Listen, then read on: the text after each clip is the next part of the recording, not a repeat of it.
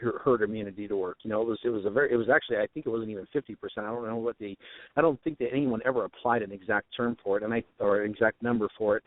And I think that the 96%, I think it's something that they're just kind of pulling out of the air, because there's no evidence at all, none, no scientific evidence. You can obviously, this isn't something you can do a double-blind study on, but there have been cases. Matter of fact, it was I want to say it was a pertussis case I just read about. It was not too long ago. It was somewhere back east, I want to say in Pennsylvania or something like that. But it was in a community that had 96% vaccination rate, and there was numerous cases of this I think it was pertussis. And so there are documented cases of communities that have 96% or greater vaccination rate, yet people are still contracting. Matter of fact, oh my gosh, I just read a report. I wonder if I've still got that up. I read a report from CBS. I think that's here. Yes, public health officials are now finally coming out, and it says here, physicians and public health officials know that recently vaccinated individuals can spread disease, and that contact with immunocompromised can be especially dangerous. So what they're saying is that when a child gets a vaccination, that for a few days they're contagious. And that's the part that and this is something that I have been teaching for years. I've been telling people that when you first give someone a vaccine, they're actually contagious. Matter of fact, there was a case back in 2009. 2009, a father, he was I think it was on Staten Island, in a wheelchair from polio, because he changed his daughter's diaper, and because she had received the oral polio vaccine, the polio was in her feces. And now we know that vaccinations don't last forever. Not like a real immunization. If you get a true immunization, like you contract measles, you're immune from it forever. If you get the shot does not last forever. This guy contracted polio from his daughter's feces from changing her diaper, ended up in a wheelchair, and he had it was something ridiculous, like a $20 million lawsuit that he won. Now, of course, when I say he won a $20 million lawsuit, what a lot of people don't realize when they hear this is that the pharmaceutical company doesn't pay that. Who pays that is me and you. There's a national vaccine damage program or something like that. I can't remember the exact term for it. But basically, anytime that someone is damaged, whether it's anything from death all the way down to encephalitis or some sort of they're paralyzed somehow, like this guy with the polio, or they get any type of damage, there's an adverse reaction program that the United States government pays and compensates these people for, because the pharmaceutical companies are 100% I guess immune, if you want to say, from prosecution for any damage that they cause. And so we know that and it's so funny because I've been teaching this for a long time. It's so nice to actually see it come out in mainstream news that when you get a vaccination, you're contagious for a few days. Which really, as a matter of fact, what they're saying, this article was even saying that it's possible that the measles outbreak here in Orange County was started by a person who was recently vaccinated, could have come in contact with someone who maybe wasn't vaccinated, passed the measles on to that, and of course now the person who got vaccinated isn't going to have the symptoms. They're not going to show that they got measles because they just received the vaccine, but a person who wasn't vaccinated now came in contact with that person and contracts measles, and they're going to blame it on the person who was not immunized, when in fact it was the fault of, I don't even want to say it was the fault of the person who got immunized, it was the fault of the system, it was the fault of the medical system not letting this person know, hey, you know what, don't go to Disneyland for a few days because you're contagious right now. And so that's really what we're fighting is it's like you said, it's misinformation. The medical community wants you to believe that this stuff is perfectly safe, that there's no harm, that these reactions are so rare that we don't even want to talk about them. But the fact is we're given misinformation. And if you look at even the American Medical Association, if you look at their code of ethics, they have what's called Opinion 8.08. I'm not sure how many opinions they have. I'm sure they've got a ton of them. But it says the patient's right to make a decision on their own health care. It can be exercised effectively as long as the patient possesses enough information to enable them to make that choice. It's called informed consent. As long as you've got the information that you're allowed to exercise your own choice in that matter, then that informed consent is basically a policy in both ethics and the law that the physicians really are required to honor that. That if this is the American Medical Association talking by law and by ethics, that if a person is educated to the point that they understand what's going on with them, they can choose to either accept or reject any type of treatment. This is something that the AMA has been espousing for ever. I don't know how long this has been around, but so why was Dr. Kevorkian put in prison? Because if the people that he treated were informed and they consented and wanted what was going on, and they were complacent in it, why was Kevorkian put in prison? I don't know the whole legalities behind it, but I know that suicide is illegal in most states. It's basically suicide is killing. Assisted suicide is illegal. Suicide, the person that commits suicide, they can't very well. You can't prosecute them. But if you, I wish I could Google it right now. I don't have a computer in front of me, but I wish I could Google it. That suicide is actually illegal in a lot of states. I don't know how many states, but I think that the probably the point that they would probably make on that one, and this is just pure speculation, is that if you're going to treat somebody, of course doctors all take the Hippocratic oath. First, do no harm. Well, I understand which is why there is a problem in penitentiaries killing people who have been sentenced to death. Right. Well, again, exactly. Yeah. Do you have a physician do that who's sworn to do no harm, or do you have someone else, an executioner, who does that? And that's, of course, a different thing than a person who's just got cancer or a person who's got Alzheimer's or whatever, that Kevorkian assists. And again, I personally believe that if a person's life is to the point where they just go, you know what, I can't take this anymore, and there is zero hope of improvement, and they want to end their life, I believe that that's their personal right. I never. Well, shoot, I was going to have a big debate with you, and now we agree on it. What are we going to talk about? Oh, trust me, we're going to talk about Dr. Oz when we come back, because he was actually the one that prompted me to talk about this today.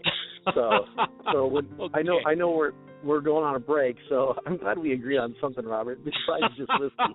But we'll go on a break, and when we do, we'll come back and we'll talk about Dr. Oz and a little bit more on the vaccinations as well. Sounds fantastic. We've been talking to our own Sean LaFave in the Geared for Wellness Corner. We'll be right back after these brief messages, so don't go away. Isn't it time to shine the spotlight on your expertise? The Interview, starring you. Here's your chance to capture 5 minutes of fame with The Interview.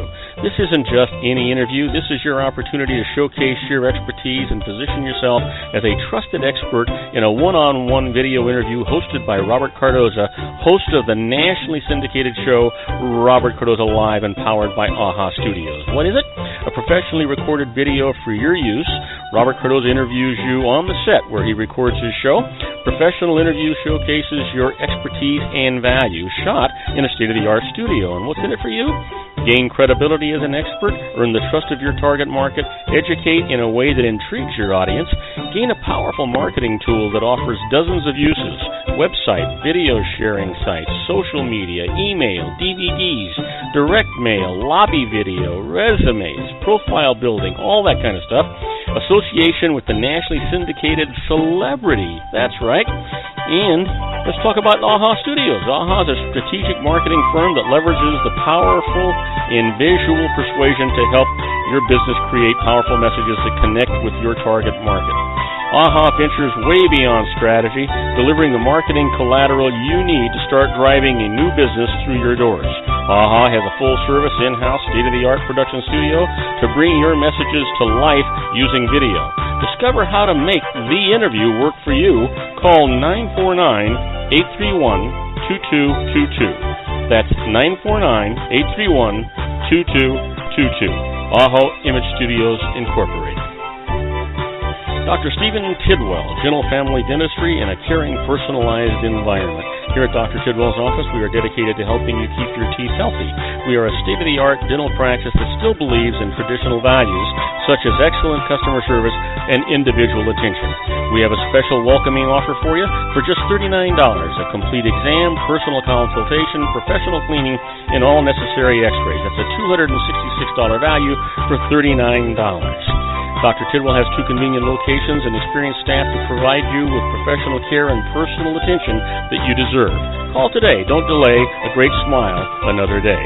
Call 909-944-7308. That's 909-944-7308 for Rancho Cucamonga or San Bernardino. Joel Saltzman is Dr. Wireless. He has turned his considerable expertise into consumer credit risk and wireless security into a highly specialized independent web-based consulting enterprise targeting consumer credit risk analysis and wireless transactional security and monitoring. He works as a wireless analyst, veteran independent agent, and consumer liaison for most wireless telecom carriers and equipment manufacturers. For more than 20 years, corporate and private clients and media audiences have counted on his unvarnished advice while weighing the technology, performance, and cost differences between Sprint, Nextel, AT&T, Verizon, and T-Mobile. Joel specializes in setting up mobile wireless hotspots to be used for disaster preparedness, business continuity, and mobile wireless merchant processing solutions. Call Dr. Wireless at 310-400-4900 or go to his webpage at drwireless.com. Again, call 310-400-4900 or his webpage at drwireless.com. You'll be glad you did. And now, back to our show. And I am Robert Cardoza. You're listening to Robert Cardoza Live on the street at the intersection of business and politics. We're talking to our own Sean LaFave, and he kind of greased the skids. He says he's going to talk about Dr. Oz. Everybody's, I was going to say everybody's favorite doctor, but I'm not so sure he's everybody's favorite doctor. But anyway, let's hear what Sean has to say about him. Well, he's not everybody's favorite doctor, that's for sure. He's very popular, and of course we talked about him, I think it was a couple weeks ago. And I can't remember what university he's associated with, but as you were saying, you know, there's like 10 of the doctors there who want to get him ousted from that university because they believe he's a quack. And I don't know that I would say that he's a quack. I think he's a really smart guy, but he's a very good marketer. But that's all he is a good marketer and a good promoter and an entertainer. But here's I have beef with what he did this morning. He had on his show, the Surgeon General was there, and that's great. Surgeon General was there, and he was promoting vaccinations. But what he was doing was he also had Elmo from Sesame Street on the show, and of course the Surgeon General was telling Elmo, you know, the importance of vaccinations, and that he needs to make sure he gets all of his vaccinations, and goes back to Sesame Street and tells all his friends that they need to make sure they get their vaccinations. And I'm sitting there going, you know, I'm pretty sure that first of all, the United States, I think, is like one of a very, very small, like only a few countries in the entire world where it's actually legally acceptable to promote or to advertise direct to the consumer pharmaceutical drugs. Most countries don't allow it. You know, you're not allowed. Your doctor is supposed to inform you of what's going on with the drug, if you need it or not. So all these drug commercials that we see, you don't see those in Europe. You don't see those in most parts of the world. The United States is one of very, very few countries that actually allows that. But if that's not bad enough, the fact that he's using Elmo to promote vaccinations to children, you know, is really kind of, I don't know, it doesn't set well with me, and it goes back to it's almost like a child propaganda, huh? It's exactly what it is. It's child propaganda. I remember even the cigarette companies, you know, remember Camel cigarettes? Remember when they had to get rid of the cartoon Camel because they said that they were promoting to kids? Like, you can't promote cigarettes to kids. So I'm thinking, why are we allowing them to promote drugs? The Surgeon General of the United States is using Elmo to promote this is the Surgeon General. We pay his salary, and he's using Elmo from a public broadcasting station, who apparently is paid by, you know, other funding. It's not for profit, to promote a for-profit organization, to promote the pharmaceutical drugs, the vaccinations from these companies that are making billions of dollars off of these vaccinations. And why are we allowing the Surgeon General and Elmo to be promoting a for-profit organization? And that really bothers me. But the thing that also bothers me, too, is Dr. Oz I think maybe this is Dr. Oz folding on the medical, the AMA, the medical community, because he's really not known for promoting a lot of medical stuff. And so to me it looks like he's like we talked about a couple of weeks ago. He was in hot water. His own university wants to get rid of him because they say you're a quack. All of a sudden he's got the Surgeon General on there and Elmo, and he's promoting vaccinations. And the funny thing is, Dr. Oz